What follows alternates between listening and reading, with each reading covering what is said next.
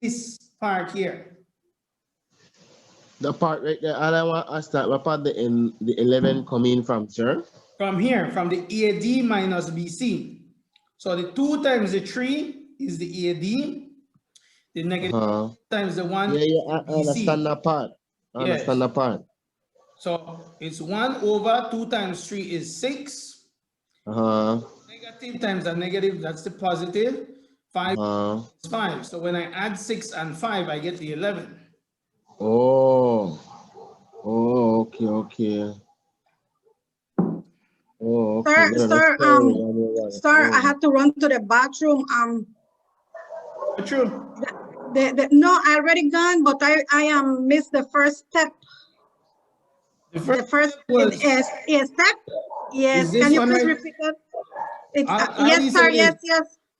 Is in this section we have, like what we were doing last week was finding the determinant, finding the joint, and then using those two to make the inverse.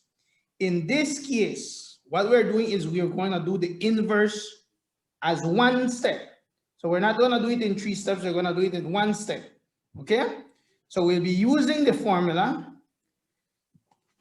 Sorry, a to the negative 1 equals 1 over AD minus BC times D negative B negative CA. So the A is 2, the B is 3. So 2 times 3 is 6. Negative 5 times 1, that would be negative 5, but there's a negative already in the middle, so that becomes positive 5. Then the 2 and the 3 switch places. The 5 that is negative becomes a positive. The 1 that is positive becomes a negative. This is the adjoint part right here. Yes, sir. I know that part. But for step A, A negative 1 equals A negative 1. A equals I. Okay. Oh, you're talking about the question. No, this is the question right here. That's the question. Okay. That's the question. Yes. So you didn't use the second part there, the 1001? They want you to see that when I multiply this A right here, that I just calculated, I should get that I. Okay. Okay. That's what I'm gonna do next. Okay, so you just use the first numbers, right? You don't touch the next one. You'll see right now. We're gonna get to that. Okay. All right. So here, A times A to the negative 1. So matrix A times its inverse. We know that A is 2, negative 5, 1, 3 times, and we know the inverse. Notice how they did it. They kept it at this step, at the second last step. The reason they did that is the same reason that you should recognize that you have a weakness in fractions. So as to avoid that weakness with fractions, what the book is doing is that it's keeping it at the second to last step, so that when I multiply, I'm only going to multiply whole numbers. And at the very end, then I'll apply the fraction. Okay? So 2 negative 5, 1, 3 times 1, 11th, open bracket 3, 5, negative 1, 2.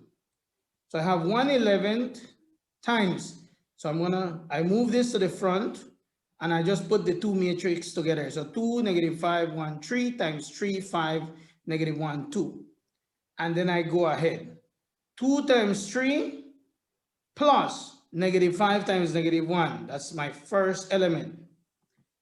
2 times 5 plus negative 5 times 2. That's my second element here. Then I go the next row by next column. 1 times 3 plus 3 times negative 1. And lastly, 1 times 5 plus 3 times 2. So matrix multiplication. We know that 2 times 3 is 6. We know that negative 5 times negative 1 is a positive 5. We know that 2 times 5 is 10. We know that negative 5 times 2 is negative 10. We know that 1 times 3 is 3. We know that 3 times negative 1 will be negative 3. Negative 3. We know that 1 times 5 is 5. and we know that 3 times 2 is 6. So I have 6 plus 5 is 11, 10 minus 10 is 0, 3 minus 3 is 0, and 5 plus 6 is 11. So note, 1/11 times 11, 0, 0, 11, which should be obvious. 1/11 times 11, well, it's 11 11ths. But any number divided That becomes 1, right? 1, right? Mhm. 11 times 0 is 0 over 11. But 0 divided by any number is 0. 0. Yes. So 1/11 times 0 again is 0 over 11, which we know is 0. 1 over 11 times 11 is 11 over 11, which we know is 1. So it does give you it does give you the identity. Okay. Okay. Sir, somebody try log in, sir.